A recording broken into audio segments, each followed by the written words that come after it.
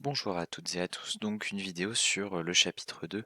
Alors si vous avez déjà fait une partie de ce chapitre-là, vous avancez directement à la partie qui vous concerne, je mets le timecode dans la description.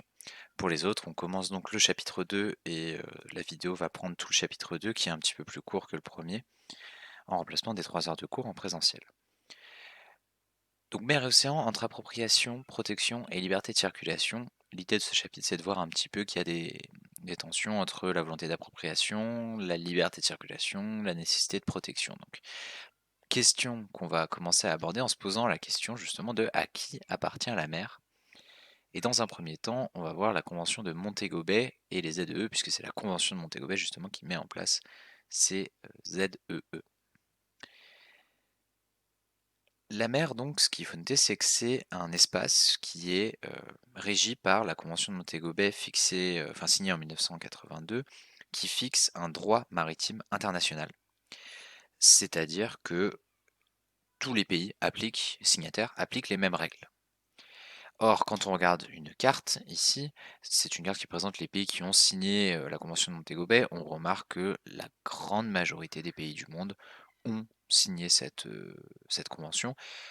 Quelques exceptions, mais néanmoins, et notamment les États-Unis, comme vous remarquerez, néanmoins, y compris les pays qui ne l'ont pas signé, ont en fait tendance à l'appliquer quand même. Donc de fait, c'est la règle qui prévaut à l'échelle mondiale. Cette convention définit plusieurs espaces en mer. Le document 1, page 79, nous permet de voir un petit peu ça. Vous avez d'abord, et ça faut noter dans le cours à chaque fois, même si on fera un petit schéma par la suite, vous avez d'abord la mer territoriale, où en gros sur 12 miles, là on est vraiment dans la continuité du territoire terrestre de l'État. Il y a une souveraineté vraiment totale de l'État sur cet espace. C'est comme si vous étiez encore presque dans le pays même. C'est le prolongement vraiment du territoire national. Vous avez ensuite la zone contiguë qu'on va laisser tomber, nous en ce qui nous concerne là, ça met une nuance dont on va se passer pour l'instant. Et une fois qu'on a fini la mer territoriale, commence ce qu'on appelle la ZEE, la zone économique exclusive. Ce qu'il faut bien comprendre, c'est que sur ces 200 miles marins, donc là vous voyez, vous avez l'échelle, c'est uniquement l'État qui a le droit d'exploiter les ressources. Les autres ont le droit de passer, mais il n'y a que l'État. S'il y a du pétrole dans cette zone, c'est que l'État qui a le droit de l'exploiter. Cette ZEE peut s'étendre. Vous voyez là, ils ont tracé les limites de 200 miles et ils vous montrent ce que c'est le plateau continental étendu. Donc en fait, on a le droit, ça c'est important de le retenir, on a le droit de demander l'extension de la ZEE jusqu'au bout du plateau continental. C'est-à-dire c'est une limite géologique en fait, hein, c'est la plaque continentale, c'est le moment où la plaque continentale laisse la place à la plaque océanique. Donc on a le droit d'étendre un peu sa ZEE. Et ensuite, c'est la haute mer, ou les eaux internationales aussi. Pour le coup, ça c'est un espace qui n'appartient à personne. Donc il y a une liberté totale de circulation et on a le droit de faire à peu près ce qu'on veut. Par exemple, poser des câbles, comme on l'a vu plus tôt dans le cours. Néanmoins, petite nuance, et c'est ce qui est évoqué là sur ce schéma, sur les bateaux, les lois dépendent du pavillon du bateau. Le pavillon, c'est comme une immatriculation. Or, souvent, ce qui se passe, c'est que il y a ce qu'on appelle un pavillon de complaisance. C'est-à-dire qu'on a le droit, un armateur, la personne qui possède le bateau a le droit de faire immatriculer son bateau un peu où il veut, dans le pays où il veut. Et donc, ils vont choisir en général des pays qui offrent des avantages, notamment en termes de droit du travail. Ce qui fait qu'on se retrouve dans une situation où la plupart enfin une grosse majorité des navires sont immatriculés dans des pays comme, bah là vous voyez, le Panama, le Liberia ou les îles Marshall, puisque c'est très avantageux de faire ça. Donc quand même 20% des navires immatriculés au Panama, hein, alors que le Panama c'est un pays qui est qui est minuscule au niveau de son poids démographique. Donc c'est ce qu'on appelle des pavillons de complaisance.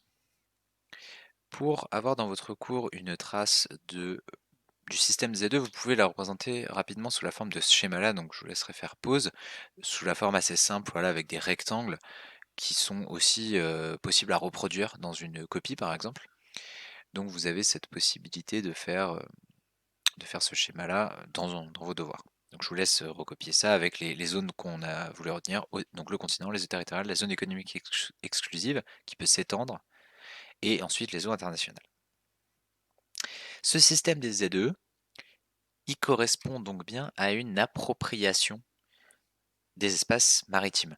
Sur cette carte, on voit qu'il y en a donc partout des ZE, et en gros c'est un tiers de la surface des mers et des océans qui est occupée par les ZE. Alors les gens qui ont fait la carte ont pas très bien fait leur travail, hein, il n'y a pas de ZE en Antarctique par exemple, mais globalement voilà l'idée, et ce que vous remarquez bien c'est qu'avoir des îles, on comprend bien avec cette carte pourquoi c'est très intéressant, puisque vous voyez qu'à partir de toutes petites îles, on a des ZE d'une forme à peu près circulaire quoi, et donc c'est assez avantageux.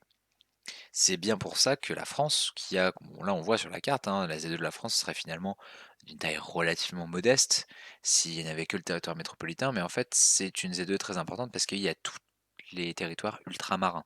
C'est pour ça que quand on regarde le classement, à partir de ce document de votre manuel, vous avez les deux premières ZE mondiales qui sont les États-Unis et la France, à plus de 10 millions de kilomètres carrés. Ce qui est donc un avantage du point de vue des ressources par exemple. Ça c'est la règle théorique. Mais on va voir que dans la réalité, il y a des rivalités entre les États. Il y a aujourd'hui, enfin depuis une période récente, une multiplication des conflits frontaliers en mer, notamment à cause des ressources. Aujourd'hui, on compte à peu près 70 conflits maritimes sur la délimitation des ZE. Pourquoi? Parce que même s'il existe des règles théoriques, en réalité, la situation est souvent plus complexe. Ça a l'air simple, hein, on a vu les règles, mais en fait, dans la réalité, ça l'est pas. Et je vous montre juste un exemple parmi d'autres qui permet de bien le comprendre. Là, vous avez le cas entre la Turquie, la Grèce et Chypre. Donc, on voit bien que, bon, il y a la Turquie, la Grèce, la ZEE, comme ça, on pourrait se dire qu'elle passe un peu au milieu, mais le truc, c'est que la Grèce a des îles un peu partout. Et donc, la limite de la ZEE grecque, en fait, comme elle prend en compte les îles, elle passe très proche des côtes turques. Donc de ce côté-là, la Turquie perd quand même, enfin, a une Z2 très réduite.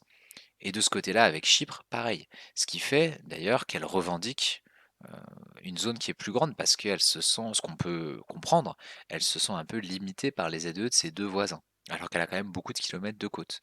Donc pour retenir cet exemple, hein, ce qu'on peut noter, c'est que la ZE turque, elle est très réduite à cause des ZE grecs et chypriotes euh, d'autre part. On peut prendre un autre exemple qu'on va détailler un petit peu plus, qui est celui de l'Arctique.